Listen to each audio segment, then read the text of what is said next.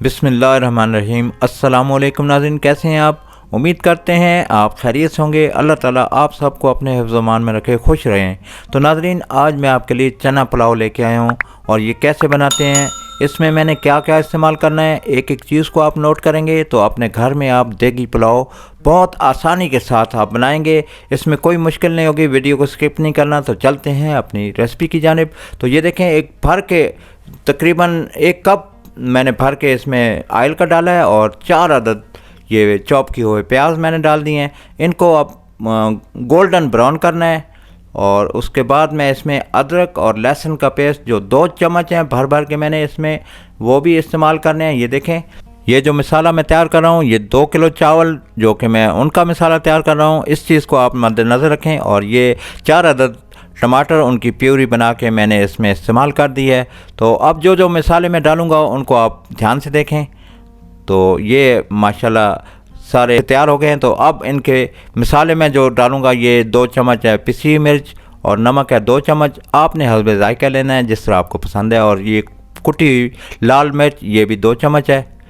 थोड़ा सा पानी का इस्तेमाल किया है। और ये धनिया पाउडर है 2 चम्मच और साथ ही ये बिरयानी मसाले का साशे 1 अदद और ये साबुत गरम मसाला है, ये भी 2 चम्मच।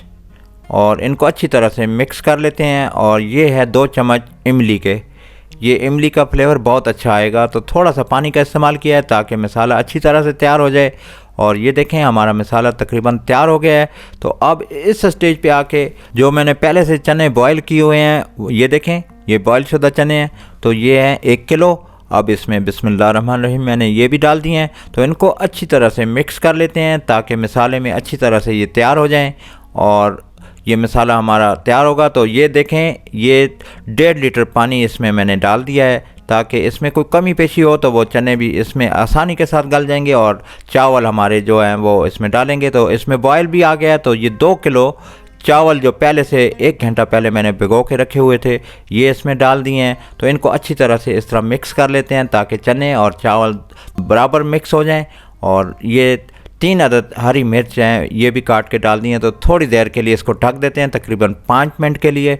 और उसके बाद मैं आपको दिखाऊंगा। ये देखें, माशाल्लाह 5 मिनट के बाद ये इसका पानी खुश्क हो गया और चावल हमारे खिले खिले मज़ेदार ज़बरदस्त तैयार हो गए हैं चना पुलाव।